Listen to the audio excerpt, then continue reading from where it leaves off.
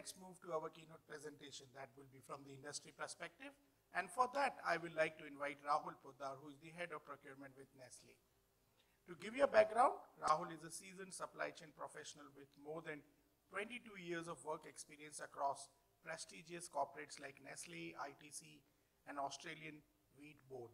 Currently, he heads the procurement for Nestle, South Asia region, encompassing a portfolio with an annual spend of INR 9,000 crores, direct and indirect material and services for India, Sri Lanka, and Bangladesh. Let's welcome Rahul with big round of applause. Good morning, everyone. Now, at least I'm lucky that the house is almost full. So, thanks a lot, and thanks a lot to Harsh for setting up a very, very good context about what we all are looking forward to during the course of the day. Hackett, of course, is a kind of a lighthouse when it comes to procurement and the trends in it, and I think a very strong context setting has been done.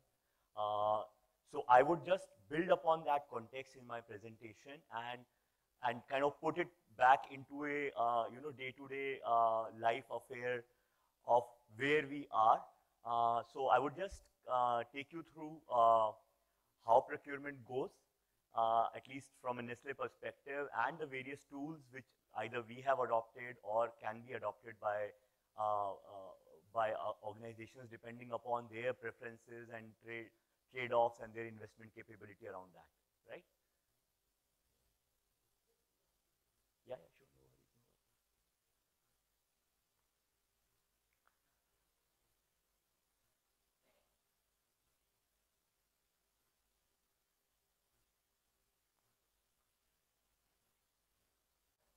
Thank you. All right. So, I really like to begin with some pictures. And it's basically when you talk about digital procurement, sometimes people tend to think, what's digital procurement, right?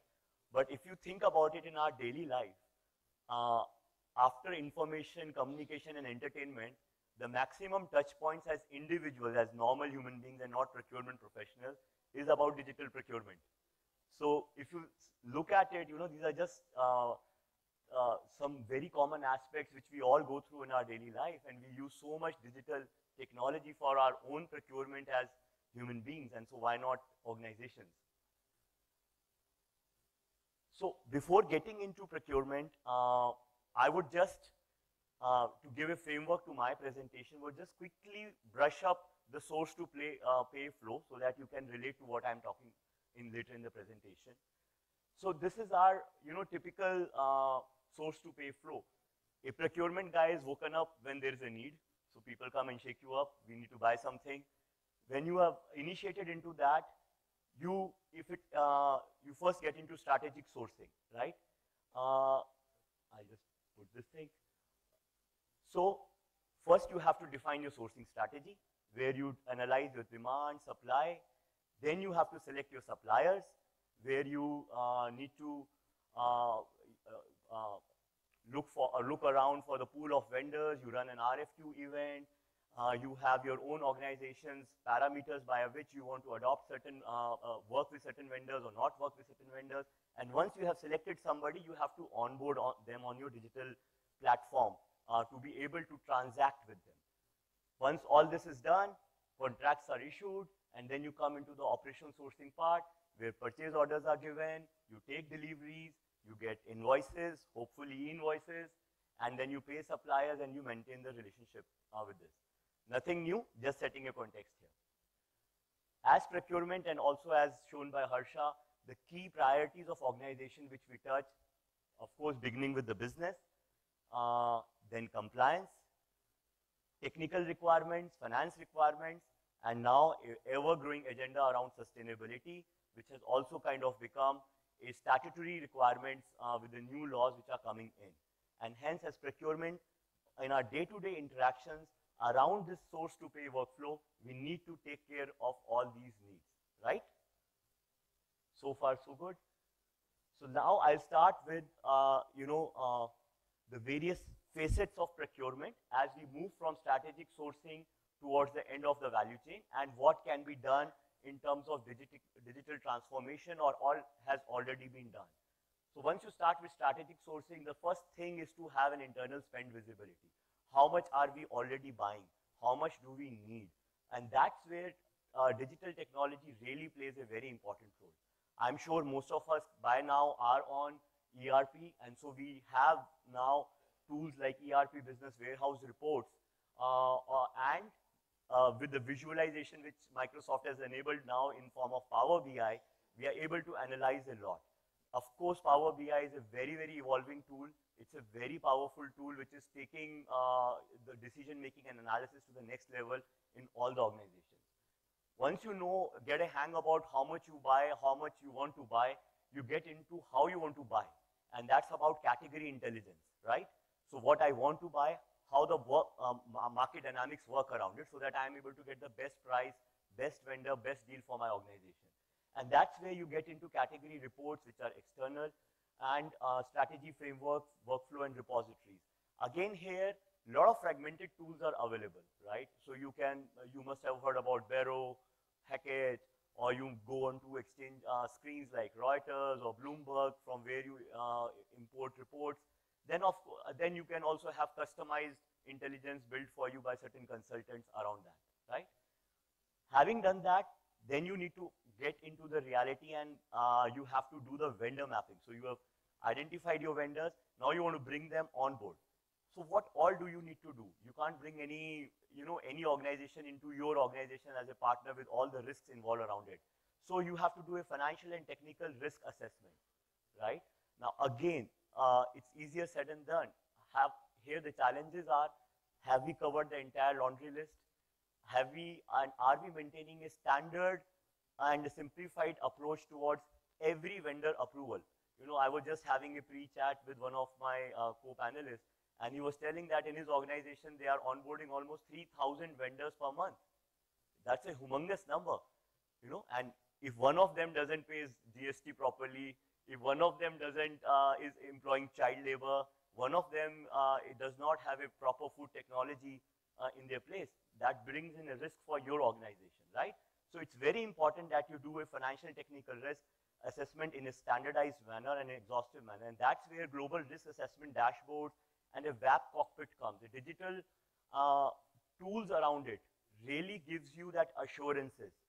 I don't know, at least in my organization, we have this almost quarterly E&Y, declarations which come to the procurement managers and various other managers, where you're asked to undersign the risks which you are inbuilding for the organization, and whether you have done compliance to that. And again, that's again a beautiful digital tool which gives comfort to the boards of directors that things are in place, right?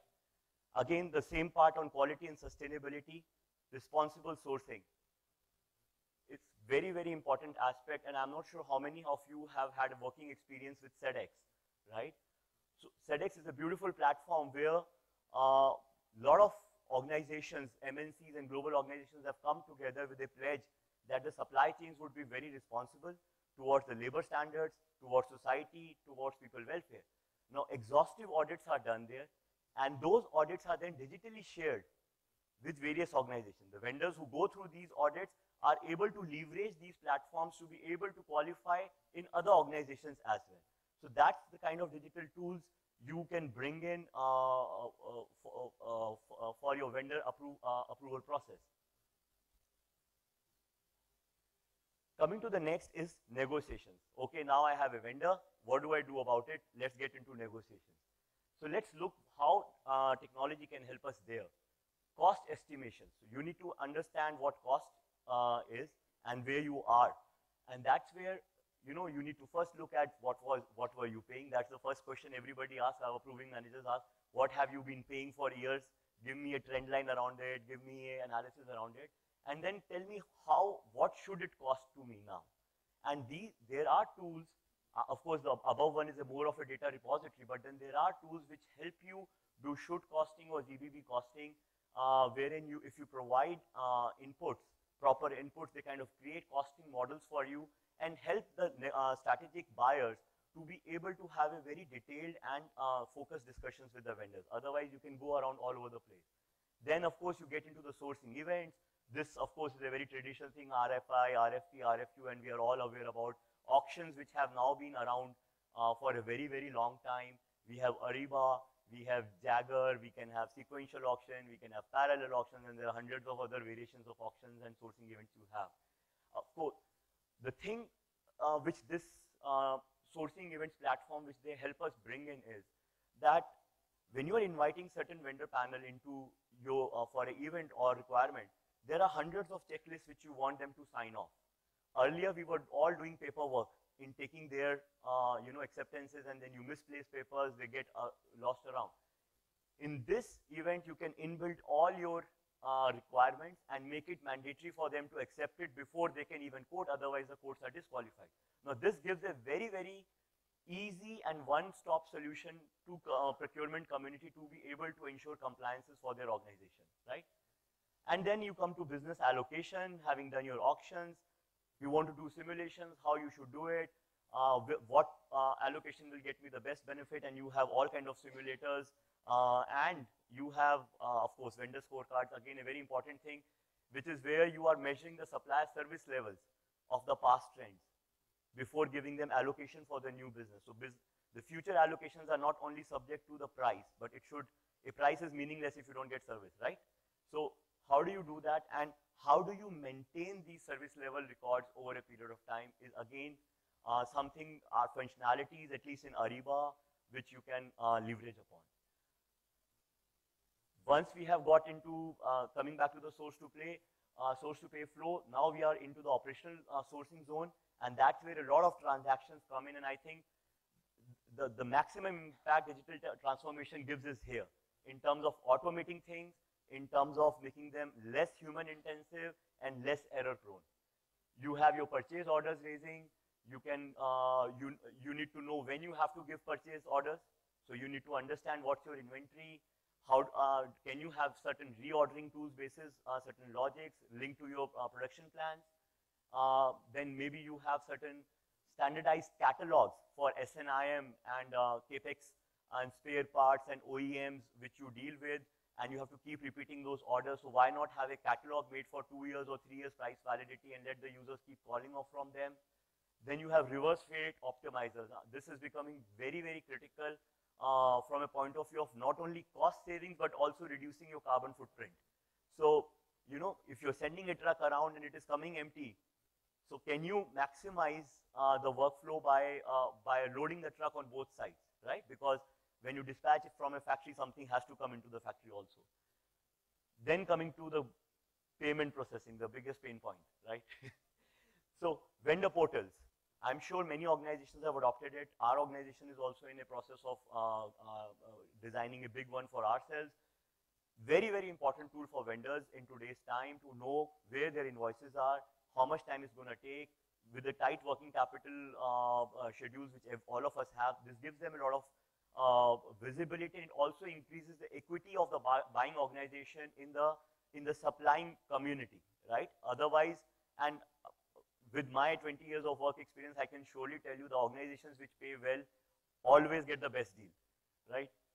And then, of course, you have the enabling platforms like e-invoicing platforms, tungsten trade shifts, so no more couriering around, no more return of invoices, no more lost invoices, and so you can really ensure that the payments are happening in time. Reverse factoring, of course, a financing equipment which you can use. Then claim management. So you have so much with GST coming in. There is so much of reconciliation work which has come in. Your own money gets stuck if your vendors haven't paid the returns in time. So now you have these GST ASPs which talk to the government portals and draw out the data for you. You have your good receipt, invoice received, anomaly workflow processes, and OTIF claims around the same. Having done all that, one of the most important aspects is also that how to service the client, the in-house customer for you. So procurement works for business, right? So you need to then be able to communicate the entire outcome of all the hard work which you have done in the previous 4 steps to your business. And that's where the business partnering comes into play, right? And how do you address the stakeholder? How do you address the head of a particular SBU or manufacturing head of a supply chain head. So their first goal which procurement has is ensuring supply, right? You need to discuss with them about the supply at what cost. So they will, one very favorite question which people keep asking procurement community is what is the budget for the next cycle? And that's where price forecasting tools, hedging trackers if you are into commodities come into play. And again, there's a lot of digital tools which work here. Then you have a supply risk mitigation. That, all right, I have filled all my contracts POs, but will the material turn up at the factory? And that's where you have app-based sourcing flexibility measurement tools, where you can now go to a factory level, specification level, and understand how many vendors do you have mapped for them and what has been their service level in the past. That gives a very, very clear indication to, especially, it's very important for an organization like Nestle, which is a big food company. We kind of run industrial kitchens where thousands of ingredients are coming, and even if one ingredient in the recipe is missing in the factory, the entire product is on a hold. And that's where you need to understand where the risk lies so that you can plan and mitigate it. Then, how do you help business in driving growth? You need to help them in innovation. Now, a typical food company or an automobile company would understand once you conceptualize a product, so the process flow from conceptualizing till putting it on the road or in the consumer's shelf. So you need to have workflow tools from idea to launching that product in the market, which integrates the various stakeholders into that. Renovation, challenging specs, where can you create value for the business? Integrated supplier portal, they need to, certain times it's reverse engineering also. Your business wants to look what is available, and then they innovate basis what is available rather than thinking of something and then asking you to generate that product for them. And last, having done all that, how do you capture all the value? So all your saving calculations, how do you keep a repository of that? How do you show business what value you have generated for them over a period of time? And how do you get these savings approved or validated by FNC community so that there is a credibility around your claims? Okay. And of course, cash efficiency. Then we come to the last aspect of sourcing, which is the ever-growing agenda around carbon neutrality, around responsible sourcing, around being responsible towards the communities which you are engaging with. And that is the next league where I personally feel that not much or many data tools or digital tools are currently available, and there's a scope where we will have to develop something more. Of course, first is about data capturing. So how do you capture data? So maybe I'll take an example. So Nestle has committed that by 2050, Nestle would be carbon neutral. And we have taken intermittent milestones, where we have taken that by 2025, we would reduce our carbon emission by 20% over 2018 baseline. So we will not only neutralize the excessive carbon which we would have produced between this because of our growth, but we will also bring it down by 20% on the baseline. That requires us now to go at the farm gate level and work with the farmers. And we've already started pilots where we are working with dairy farmers, we are working with rice farmers, we are working with wheat farmers. And you want them to start transforming their agricultural practices to use less water, to not burn their after harvest residues and create pollution by emitting carbon, or to use less urea, to not disrupt the soil in an abusive way. Now, I'm just trying to give you the amount of complication which is involved in this. You have to work with thousands of farmers to generate just, a very simple 1,000 tons carbon reduction. You will have to work with almost 30,000 farmers to be able to generate that kind of a very, very menial impact, right?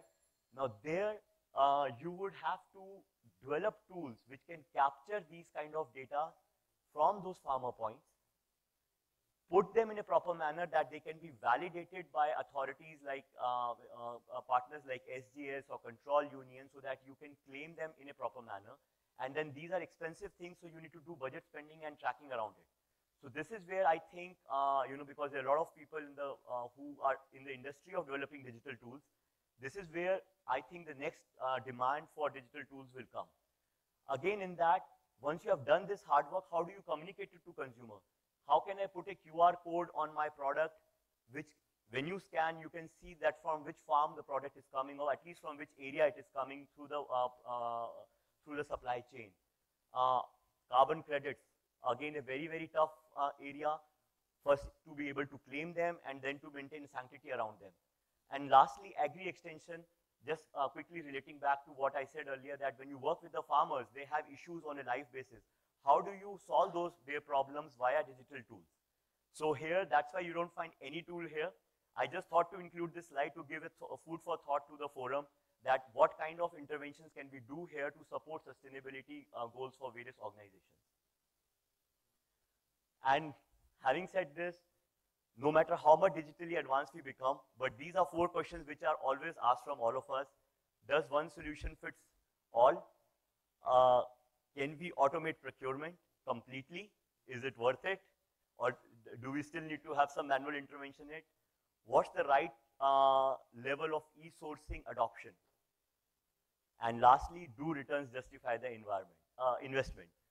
So these queries will always come, and it will depend upon organization to organization and their capability to adopt. Interest of time, I'll skip this. Thanks a lot. Thank you. Okay, we'll take one quick question for Rahul, if you people have. Hey, Rahul, sorry. Rahul, I have one question. Like you mentioned about the payment, like for smooth payment for the vendor, there is a tool tungsten and all this. So like in our organization, we have the SAP, which we use over there. So do we need to integrate this tool with the SAP, or is it an independent tool? Like how it works basically? The trade shift you're talking about? The tungsten. Tungsten, yeah. So, yeah, tungsten gets integrated into SAP, right? So the tool is designed in a manner that it talks to SAP and it picks upon the finance modules and maintains a seamless workflow for you. Okay, so we can even generate the reports and everything. Yeah, for sure. It's a portal which works between the vendors and our SAP and completely automates the invoice clearing process. So even the vendor can check out their invoices? I think there are different versions of it, depends upon which version you're subscribing to, and there are these functionalities available. Okay, thank you. Thank you. Okay. Mentioned about the price forecast tools. So can you throw some light on the tools, because normally we see the currency, crude and everything, everybody make a forecast, but it never works out. So we have something in industry which can really work? Okay, so we are confusing 2 things, having a tool and the accuracy of the tool. So, so every tool will have its own accuracy levels, but yeah. You know, there are